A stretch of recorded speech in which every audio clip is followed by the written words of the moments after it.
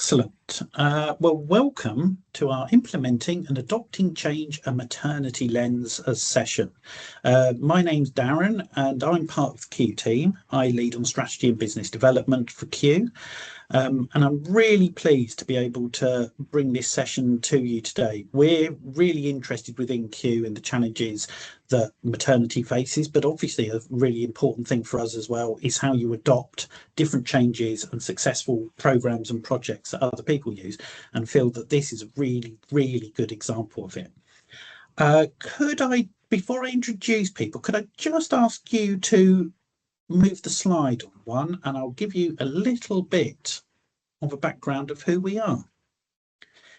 If you are a member, then you'll know the Q community well. If you're not a member, it's worth us saying that we are a community of people across the UK and Ireland with an interest in and practical experience of improvement within health and care settings. We currently have around 6,000 members. Have we got any luck in moving the slide on one? And I'm trying, Darren, believe me. Just bear with us 1 second. Shall I share it again to see if that unblocks it? Yeah.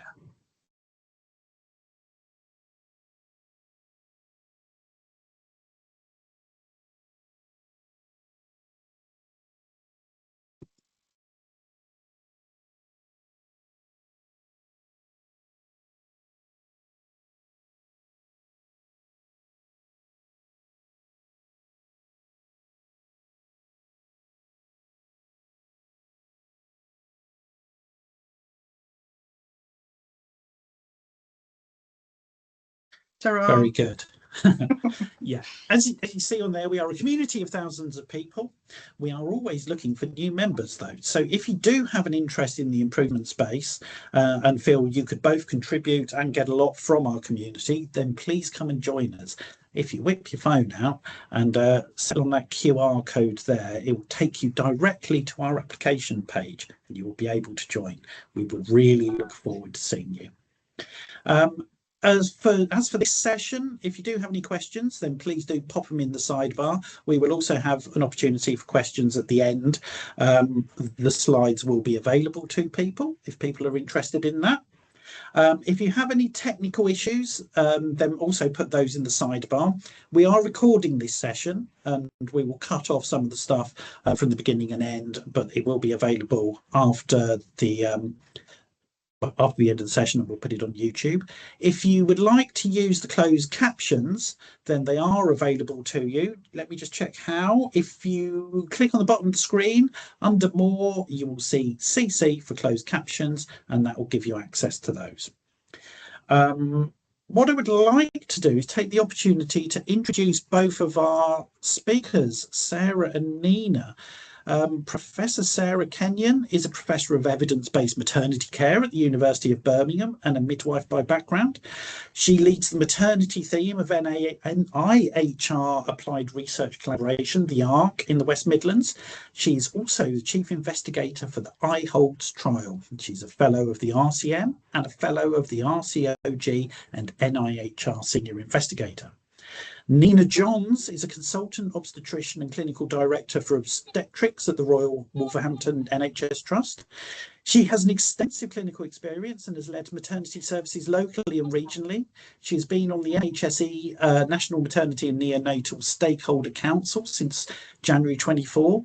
And as the clinical director for the Trust, she oversees perinatal services and fosters a positive workplace culture and trains medical students and postgraduates. I'm really pleased to welcome both Sarah and Nina to talk to you about this amazing work. Can I hand over to both of you? Thanks very much. So we'll be doing a double act this lunchtime, Sarah's in charge of the slides, as you've got, so I'm going to do a dreadful kind of next slide opportunity, but hopefully she knows the slides better than I do, so she'll know when to move them on probably before I ever say anything. So we're looking specifically at implementing and adopting a change within maternity triage. So we're just going to outline the history of maternity triage and what that looks like, how we developed and implemented an intervention for maternity triage, which is the Birmingham Symptom-Specific Obstetrics Triage System, or BSOTS for short, and then the evaluation of factors that influence that widespread and adoption. Next slide. So if we go through the history of maternity triage, for those of you that aren't in maternity services, previously to having maternity triage departments, all emergency attendances into maternity services came through the labour wards and were seen by the duty team within the labour wards. However, this caused a number of problems in the fact that had a high number of people attending with pregnancy-related problems that weren't labour-related and that didn't necessarily need urgent action, and that this diverted staff away from caring for those women in labour, in active labour. So, as with all things maternity, there were some national recommendations many years ago that actually advised that pregnant women with unscheduled visits were seen in areas away from labour ward. These recommendations were accepted throughout UK maternity units, and they developed spaces that they called maternity triage. However, this became the emergency portal for pregnant people and newly postnatal, so usually up to 6 weeks postnatal, who have unplanned, unexpected concerns or complications. So it really is the equivalent of our emergency department. However, unlike general emergency departments, these organisational kind of changes happened without any organisational or operational guidance and any clinical system in place to actually formulate how the departments would work. So that's where we begin our story. And our story started way back in 2009. So just to give you some kind of idea of implementing change and how long that actually takes within the NHS. So Sarah was appointed a lecturer at the University of Birmingham, and then I was appointed in my first consultant role at Birmingham Women's Hospital, now Birmingham Women's Children's Hospital Trusts, and I was appointed there as the labour ward lead, so consultant obstetrician and labour ward lead. And very clearly within the first few months of being in that role, it was obvious that we had a problem with maternity triage. Now, I'd been a senior trainee in that organisation, so I knew before I'd taken the role that was one of the areas within our maternity services that didn't function well. However, when I came into that kind of clinical leadership role, it became my responsibility to sort it out. And so every meeting I went to, every risk review I was involved in, every root cause analysis meeting I was sat in involved delays and concerns about the clinical care being given in maternity triage. So we started to explore some ideas about actually how we could make this work, this department work, and I formulated an early idea and an early idea that actually we need to make this work like an emergency department. We need this emergency portal to function as an emergency portal, not just a room off the side of labour ward where we kind of hoped things would just get better. And that's where we came up with the idea of developing a triage system that was specific to maternity and specific to our population. Now, for a little while, that went into my very hard basket in the corner of my office because it was seemed like far too much of a difficult idea to ever actually operationalise. And as with all good things that go into the too hard basket, it's only when you start verbalising your ideas to other people and start working through those formulations that they actually become reality. So started working with a team of senior midwives within the organisation, some of my obstetric and anaesthetic colleagues, and with Sarah to develop a system that actually triaged maternity patients. And so we came up with the Birmingham symptom-specific obstetric triage system. And all this is, I would like to make it sound more complicated, is actually a standardised initial assessment of the woman who's attended the department within 15 minutes of attendance. And that includes her history of her pregnancy and of her general medical and surgical health, a set of physiological observations, so blood pressure, heart rate, temperature, assessment of pain levels, so quite often women are attending with pain, and an abdominal palpation and auscultation of the fetal heart, obviously if they're antenatal. We were very fortunate in the fact before we started this work, one of the consultant midwives within the organisation had done a huge piece of work about auditing who came in through our emergency portal and had identified there were only 8 categories of attending conditions. Obviously, we bundled quite a lot into the unwell and other, but actually we were very fortunate in the fact that when we were looking at prioritisation and developing algorithms for conditions, that we really only had to do 8. As opposed to those systems within general emergency where they have over 50 or 60. So that initial assessment then feeds into a clinical prioritisation algorithm and which the midwife identifies the clinical urgency that these women need to be seen in. And obviously, as with all good things, we've colour-coded them into red, orange, yellow and green into different levels of prioritisation. And we match this with standardising the initial and immediate tasks that should occur with those presenting conditions and that clinical prioritisation, and gave some auditable timeframes for in which those women should be seen for their ongoing care by a midwife and those immediate tasks to try and standardise the first part of that pathway. We couldn't standardise the entire pathway because there were so many contributing factors, but actually what we felt is if we could standardise and clinically prioritise that first part of the pathway, then that would necessarily improve the safety for women and their babies. So back to our timeline. Oh no, so this is an example of one of the algorithms, and this is one of our updated algorithms. And so you can just see really on the left hand side is those presenting conditions and those physiological observations, and on the right hand side is kind of the immediate tasks. We've pulled back through many iterations of reducing those amount of tasks because a lot of that will depend on local guidance, and trying to bespoke that for individual units became an industry into itself. So actually confirming what the core elements of BSOTS were versus what the elements that individual units could change and vary was a clear part of the work and the scale up that we did, and that kind of learning process going forward. So you can see for a woman who's amber priority, she has abnormal physiology either for her or the baby, or she has significant symptoms that needs an urgent review, and that's to prioritise the next set of observations, the next set of interventions, or in terms of the baby's case, getting that baby on a heart rate tracing so we can assess the condition of that baby and whether any intervention is needed. Sorry, I will go back to the timeline now.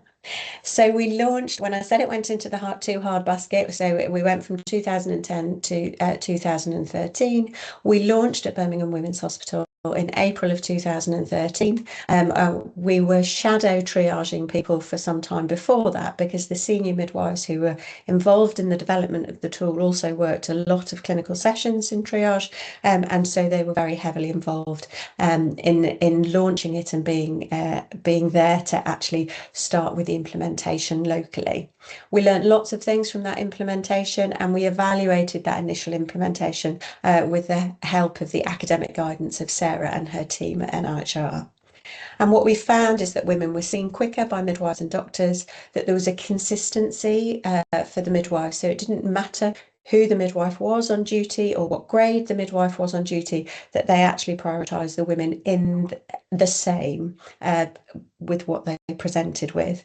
And the midwives felt that the department was safer. So one of the things when we started this work is not only did the midwives feel that there was a risk and for the women, they felt there was a risk for themselves as professionals because they were walking into a department that was busy and that they didn't have clear guidance of what was going on.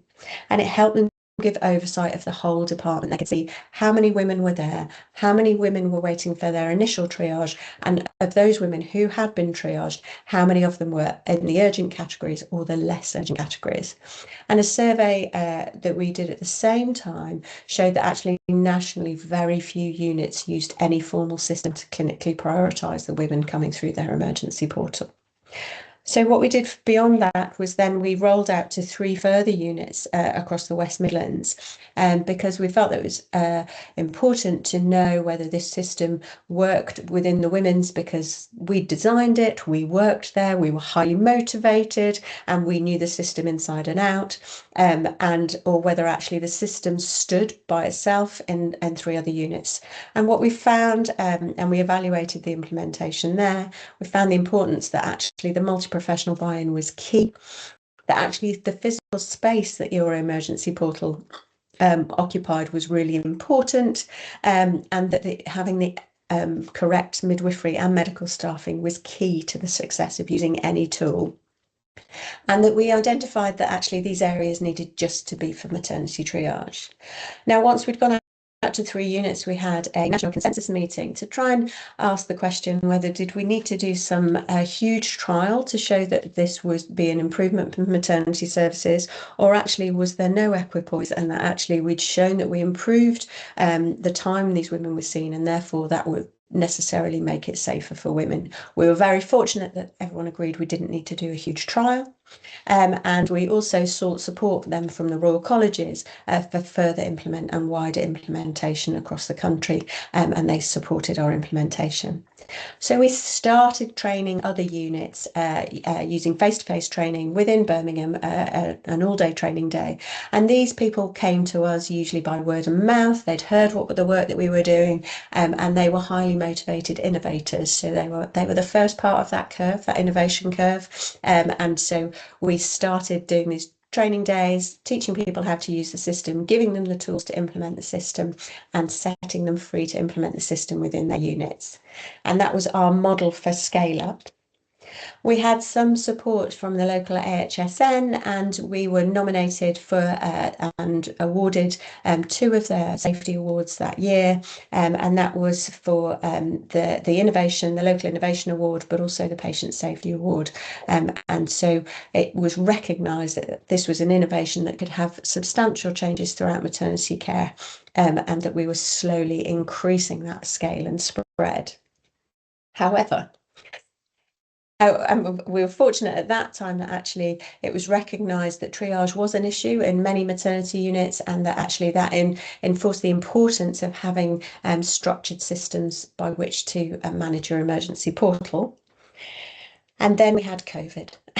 So then all the clinical people retreated back into their clinical services, and trying to run maternity services with 40% absence during COVID was a challenge that I can talk for hours about, but won't. So we relied on Sarah, who developed this fantastic remote training system, so that units could still continue to implement and adopt, and actually with remote training rather than face-to-face training. And we were very fortunate that year as well to be awarded the HSJ award for the Maternity and Midwifery Innovation of the Year, which we received remotely, and I was in my garden shed, so no big posh do for any of us there for that award. But anyway, the recognition was there. And then we developed, so I would say we were, as mainly Sarah and her team, developed, while we were working clinically, developed the Meridian website, which gave all the resources, developed all those resources so people could access those resources from their units, and have everything that they needed to successfully train their staff and implement the system within their units, to support wider implementation across the country. And we continued with that work. Further national reports again emphasise the importance of the role of that emergency portal into maternity services, and the importance of having structured, clinically prioritised risk assessment for those women, so that they receive the quality and the urgency of care that they required as they attended. And then as we were able to come out of our dark holes of clinical work and back into into the land of the living, we wanted to acknowledge those units who'd successfully implemented and changed their services with BSOTS, and we held a celebration day, and we felt that kind of 10-year point, and so we had a fantastic day, and we asked the teams on that day what they felt triage was like, their triage departments were like before they implemented this system, and then you can see there that there was an overwhelming sense of chaos and a risk to safety, and the benefits of use of BSOTS both for women and for staff in terms of improving safety, organisation and structure. So then we were in 2021, we were commissioned to write a good practice paper with the RCOG for some operational guidance and standards for maternity triages across the country, and that took up to December 2023 to be released, but that now gives operational guidance for recommendations for telephone triage, for in-person face-to-face triage, for what space you need, for the staffing levels you need, and minimum safe staffing levels, and we've done that on a unit base for size of unit. It was coincided with the celebration day. We're now moving the website into NHS Futures so that it's accessible to NHS Futures, and I think Sophie, who's on the call, has done a huge amount of work and recognise the amount of work she's done that to redesign some of those resources and update them, and also include a lot of the resources that other units have developed themselves, so that there is a space there on NHS Futures where people can go to and they can access all the resources we have, the updated algorithms that we've done to align with the new Maternity National Muse, and all incorporates all the learning that we've been having along the way. In addition to this, Sarah was awarded the Rose Sedgwick Award at the University of Birmingham for external engagement and impact, and that was in the summer of 2024. As a result of the national CQC investigations of all maternity and inspections of all maternity units and the release of their Health of the Nation paper, again, it was identified that triage, maternity triage, was a national priority, and that the time had come to recognise those emergency portals as maternity emergency departments, and for trusts to prioritise that as an emergency portal and enable resources and systems to be able to support that part of any trust and any organisation as an emergency portal into the maternity services. And then we also have been asked by a number of units that the timelines that we put in place as an auditable standard were adopted by CQC as a performance standard, and so we felt it was time to actually ask our teams, and so we were at the British Intrapartum Care Society meeting, and we asked the teams for a consensus on what we felt the performance standards should be for medical review, and for what percentage of women should be achieved those review and those targets. So we have developed some performance and audit targets, so that actually we know that that's what our teams, that's what the people, the clinicians working in those departments actually think we should be achieving, rather than being imposed upon us. And then Sarah's added to her awards collection with the Impact Awards this year, and obviously has been awarded her MBE as part of the honours list.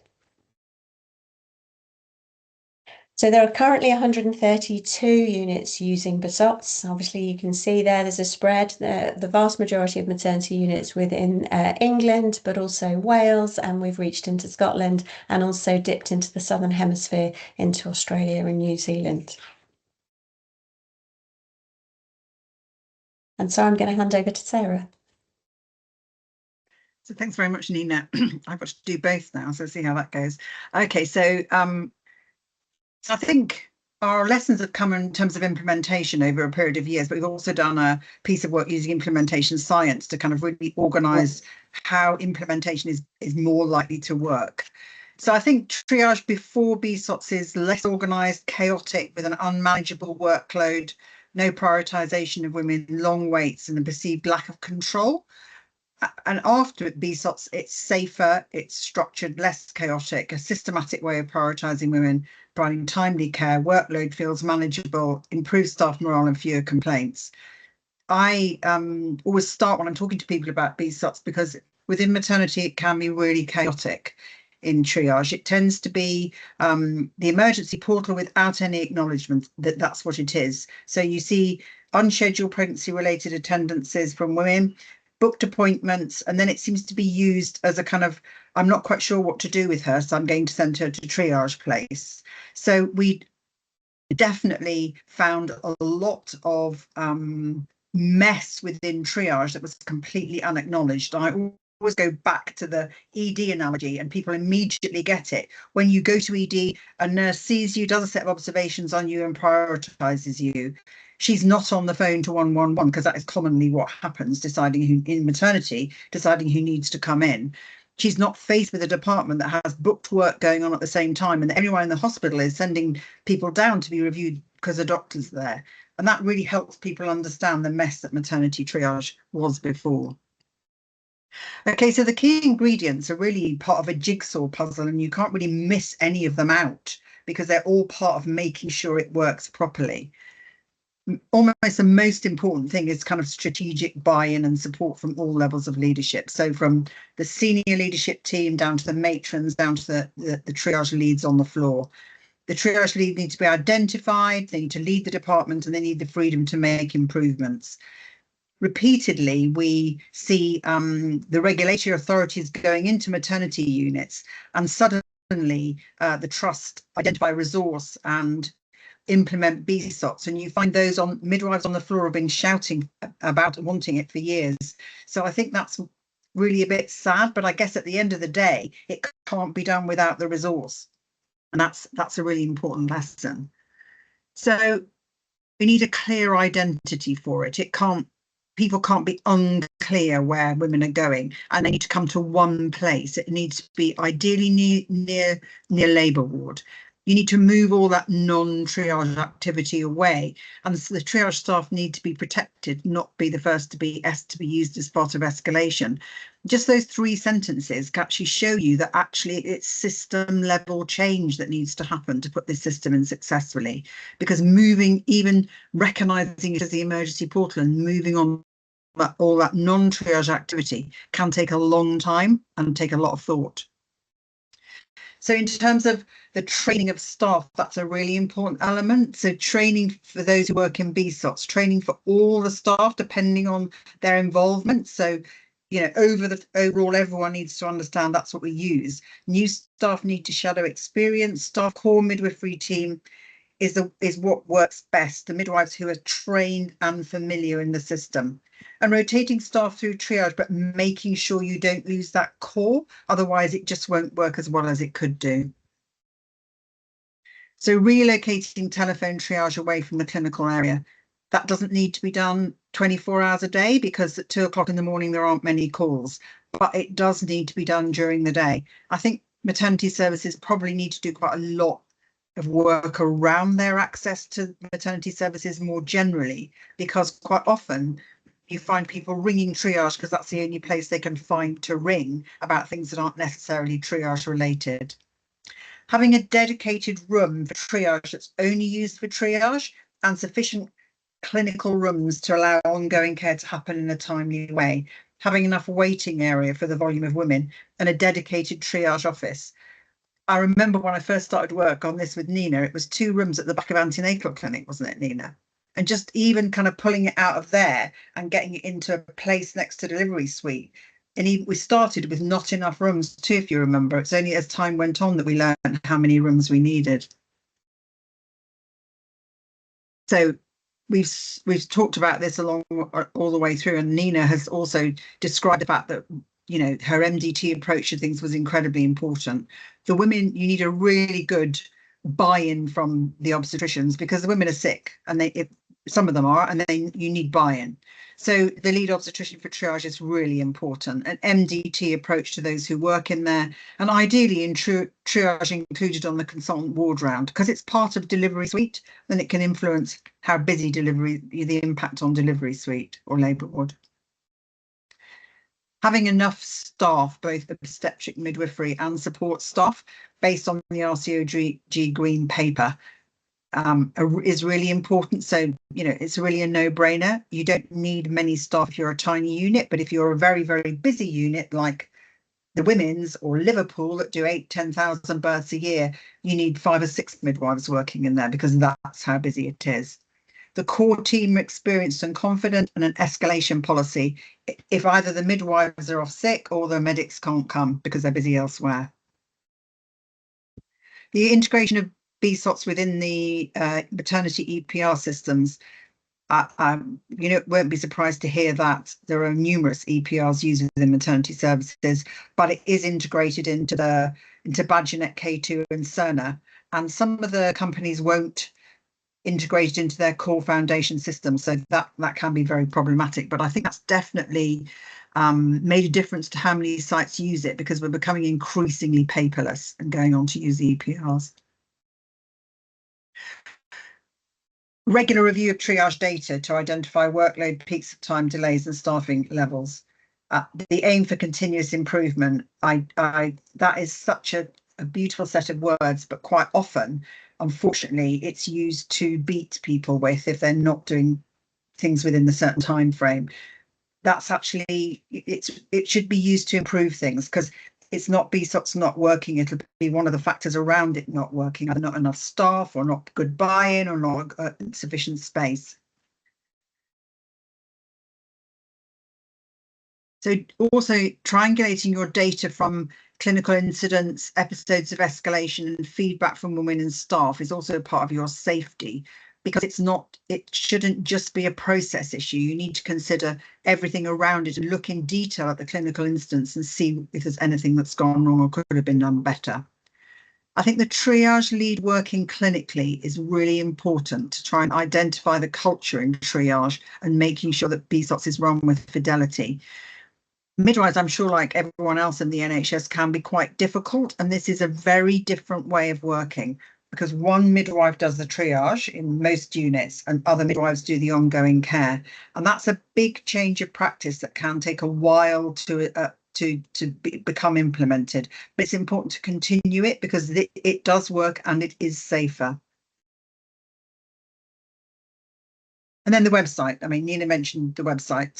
Sophie and I have spent many hours on the website. The website is very interactive. It has a readiness tool that enables the units to put in all these factors and gives a report which helps them make sure they've got enough resource to implement successfully. There's also a health check tool. So if you've got it in, you can do the same thing and see if you've got any problem areas or anything like that need further work on it. So that's kind of the implementation lessons that we've got. We also use that to develop an implementation roadmap. So a kind of very organized way of looking at what you need to do in what order to make things right, because quite often people would be trained by us and go straight away and train their staff, but actually it would be a year before they put it in because they needed to do so much work on the staffing issues or the space or whatever. So it's trying to organize that into a system that works, making sure everything is done and in order, because that will improve your rates of successful implementation. So it's been really interesting for both Nina and I to kind of think about the factors that have influenced the widespread adoption of it. And I'm just going to do an initial kind of run through of these, and then obviously Nina may well have things to add. I think that we had a passionate, knowledgeable team who listens made a big difference. And, the team have been the arc, but it's been Nina and I at the front, and we've been listening all the way through to how we can improve it. I think having a needed system that works is also really important. So triage has been repeatedly identified as being unsafe, but BSOTS does work. So it took us a little while, didn't it, Nina, to identify exactly what the core ingredients were and giving flexibility to trusts to enable them to personalise it to their guidelines. But that did take a little while. And I think if we hadn't been listening and flexible, maybe we would have not allowed those changes to happen. It wouldn't have been so successful. Our connections with people right the way through the process have been really important. So we're both fairly senior, even at the point at which we started this work, and our connections, Nina into NHS England, at the Care Quality Commission, both of us had contacts into. The Royal College of Midwives was me, the Royal College of Obstetricians was Nina and I. Obviously, I've got links into academia. We developed a very, very strong BSOTS network from the beginning, and we can see by the celebration day, it was incredible. People, you know, really learned a lot from sharing, and that's, I think, a really important lesson. And then pulling in experts where we needed them. We actually, in the very early days, if you remember, Nina, actually went to see Kevin Macquay-Jones, didn't we, who developed the managed triage system, to chat to him about how we might do this. And all those things were really important in how we developed things at the beginning, and how we thought about how we might evaluate it all the way through. I think the COVID pandemic helped us in a huge way because it made us move quicker than we probably would have done to online resources. Initially on the AHSN website, but on the NHS Futures website, the website is really phenomenal, and it has a lot of support and help to help people put it in successfully. I think our conference presentations and the implementation recommendations, which have also made a difference because it continues to highlight triage and BSOTS moving forwards. And I think the external reports highlighting how unsafe triage is, recommending BSOTS and acknowledging the implementation requires resource have also been really helpful. Behind all those issues is the ARC itself, because what the ARC provided was funding capacity and skills to enable all these things to take place in the background. So team of researchers did, you know, first of all, we did the co-design, we did the initial evaluation. We've done the research recently using implementation science frameworks.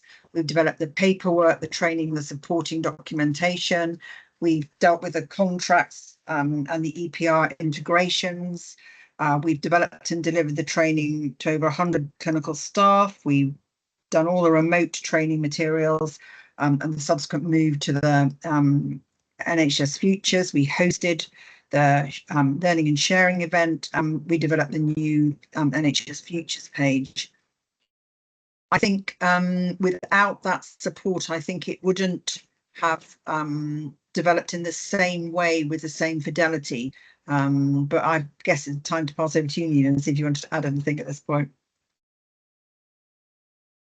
So I think we were very fortunate in the fact that right at the very beginning of this, I think with any implementation of change is that you need to identify and kind of demonstrate to people there's a need for change. We didn't have to do that. Everyone knew there was a need for change. Everyone felt that this was unsafe. They didn't want to work in that department.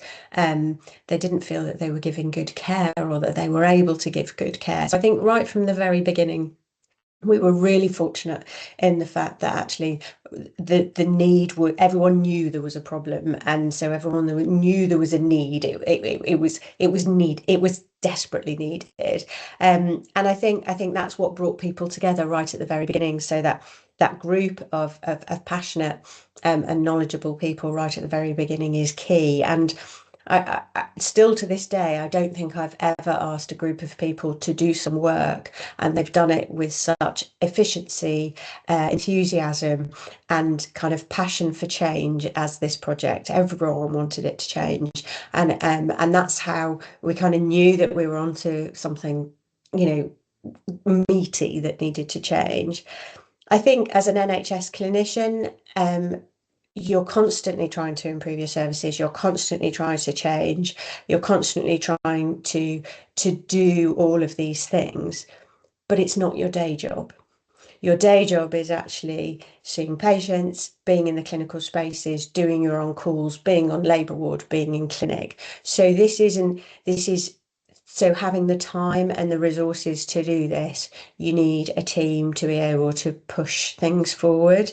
And we were very keen that this was robustly evaluated. The last thing I wanted to be responsible for was implementing a change that actually made things less safe or worse. And so it was really, really important that we had that robust evaluation at the beginning. And that's, without Sarah and the team, we would never, I think we probably would have done a before and after audit maybe, and just said, oh, isn't it much better? But we wouldn't have had the kind of the depth and breadth of that evaluation, which then gave us the knowledge and gave other units the confidence to adopt the system and take it forward. There is a high level of fear within maternity, so to adopt something new without it being fully evaluated and fully kind of with a robust kind of recommendation, people would have been very anxious about. So I think I think the timeline is really important in this, and that's why we do the timeline, and that's why it's so kind of demonstrative of how long these things take. So we've given presentations to lots of different professional groups, and actually everyone thinks that they can come up with an idea, test it, evaluate it, and spread it across the whole country within a year or 18 months. And actually it's taken us over a decade. So I think it's being mindful of that, and also the evaluation and the changes that we've done along the way. So the initial evaluation, we changed how we evaluated pain, we changed some of the paperwork that we'd designed. We took feedback from the midwives, from the wider group on that first that first kind of launch. And then when we took it to the other 3 units, we then it became painfully clear that things about what your physical space looked like, how people actually access maternity triage were very important. So every single kind of step of the way, and that next step of the evaluation, was key to learning really what were the core elements of it, what was needed, how could we help units, how could we actually make it easier for them to implement the system. And I think without the kind of the wider team as a clinician, yes, I would have launched it in my own unit. It may well have spread across my regional network, just through contacts and through kind of resident doctors rotating and you wanting to use the system and word and mouth, but it certainly wouldn't have spread. There is no system within in the NHS or NHS England where a clinician can access those resources to be able to have that kind of widespread kind of implementation and kind of expansion of work beyond their own unit, because they are then pulled back to their priorities and their clinical priorities and their day job. And so I think it is absolutely integral that partnership has worked, and it's added, as I say, it's added the depth to that robust evaluation, but then added that huge scale up that simply just wouldn't have been achievable without it. I think I would just encourage people to work, it's what the ARC does is to try and encourage researchers to work alongside practice. It's, we both have a skill set and together we can, change a lot of things. And we've certainly managed to do that with BSOTS. But in essence, it was a really needed system that works. So I don't know whether we want to take official questions. Shall I put the presentation down and we can take some questions rather than doing it in a kind of Yeah, that would be really good. If you do have any questions, you can put your hand up or you can put them into the sidebar. I'd just like to thank you for that, because I think there's so many really important lessons there. I think just getting the sense of how long things take, the importance of having those connections with other people, and the academic rigor behind things to create that sort of evidential basis. And obviously, as an adopted Brummie, I will celebrate anything made in Birmingham. But that's just a personal thing. Have you got any questions for Sarah and Nina? Hello, I'm Tina. I'm a women's health lead in the east of England. So I lead on women's health hubs. So I'm interested in women's health along the whole of the. Oh, here's my camera's been enabled. There you go. You can see me now. Here I am. Along the whole of the life course, not just during your reproductive years, but and I also lead on GIRFT Further Faster, and I've been looking for GIRFT recommendations for maternity that talk about triage, and I can see Nina shaking her head, can't find any. Nope. Which is disappointing, but also I was thinking, given the current focus on maternity services and bringing maternity services back up to scratch, as it were, why do you think, even with an effective triage system like BSOTS, do maternity services fail? Is it because it's what happens after triage is failing? Value your opinion on that. Well, there's a question and a half. If I knew the answer to that, so I think so. I'm not. So the reason I'm shaking my head is there's very few GIRFT metrics for maternity, because maternity has always been focused on outcome rather than process, and GIRFT is focused on process and patient-reported outcomes, of which we have very few that are evaluated in maternity. So, and also I think in terms of maternity is a very different area of medicine compared to a usual RTT kind of program of work within medicine. And so the metrics are more difficult to measure. You're not going to have a waiting list because that there's no such thing, each pregnancy ends. And so I think in terms of kind of the routine NHS England and Department of Health structure, it's very difficult to create measurable, useful metrics in maternity. So in terms of why maternity units are failing, I have 100 reasons why. And actually, I think that the whole of the NHS is failing at the moment. It's just very easy to identify maternity services, and the outcomes are so catastrophic and are so emotive that actually it's a barometer of the rest of the system. I think there's huge amounts of underinvestment. I think there is a lack of understanding of what maternity services were and what they are now by the people who manage the resource. And it's, as is the whole of women's health, it is seen as something that just happens rather than something that needs to be prioritised and invested in. Yeah, no, I agree with everything you said, Nina. And I'd also say, Tina, about the east of England, because they were one of the early adopters. The whole system in the east of England, led by Martine Pringle, basically implemented BSOTS with a huge amount of support. They were quite incredible, and they continue to support their units to get it in with fidelity. But I think the reasons it doesn't work as well as it should do it come back to the reasons that Nina just mentioned. It's resource. If you haven't got enough staff, or you haven't got enough space, and you've got no money to change anything, that's the problem. It's not, do you know what I mean? It's not rocket science. Yeah, but it's also, it's no good having a great triage system and triaging your patients really effectively when they arrive on your unit, and then not making that clinical priority visible. Something as simple as that. No, I think it is visible.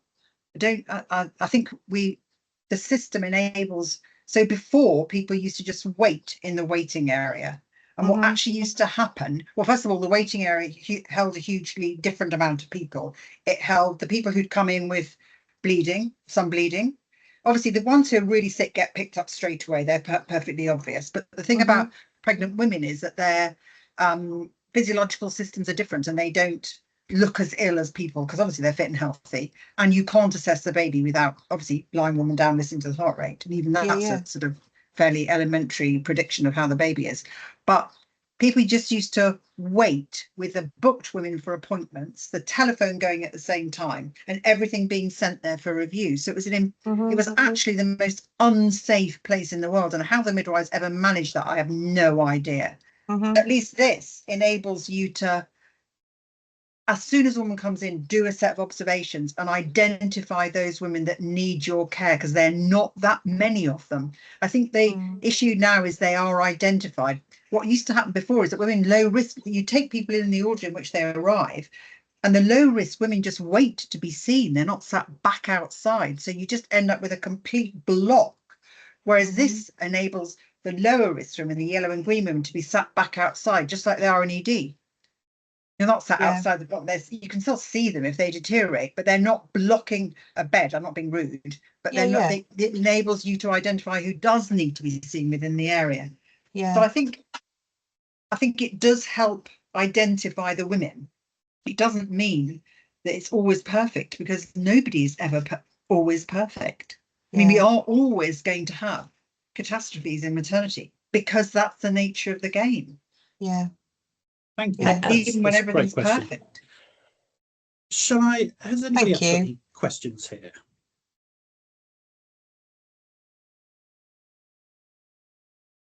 You can put your hand up, or you can put it into the chat. We did have a question about whether the tool is now aligned with Muse. I think, Nina, you did answer that as yes. So that was a really short answer, and I apologise. I was trying to type and then answer and then listen to Tina, so apologies. So yes, we've done a lot of work. We've worked really closely with the national team who've been developing the national Muse to align the new generation of algorithms with the national Muse. I think, again, the national Muse is a great illustration of the challenge of change, of standardization and change. We've talked about having a unified, standardized national maternity early warning score for, again, over a decade, and yet it is just coming into fruition.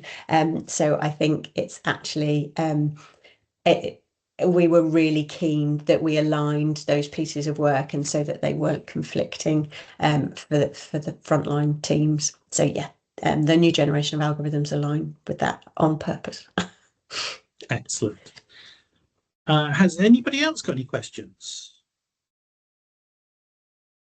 We have another question from Tina here about how you think GIRFT can support maternity improvement.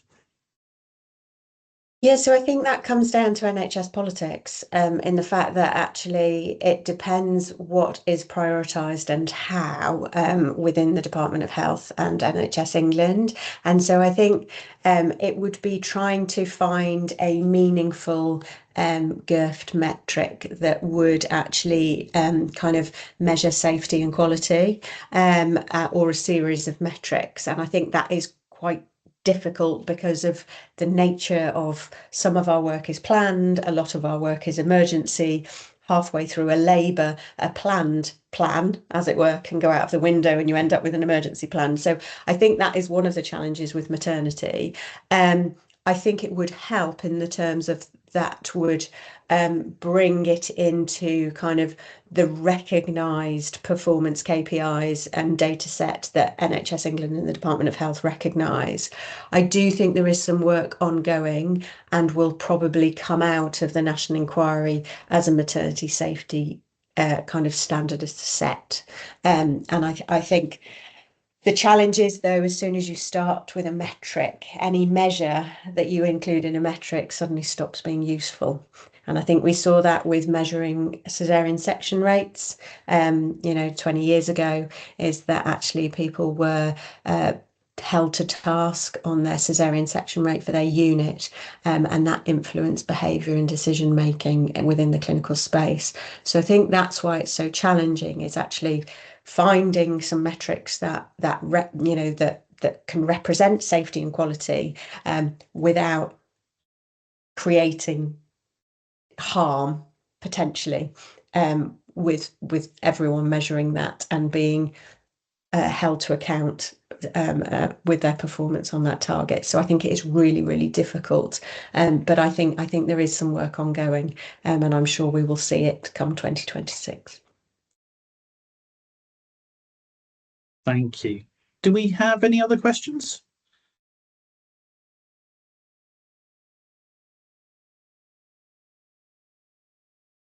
Okay.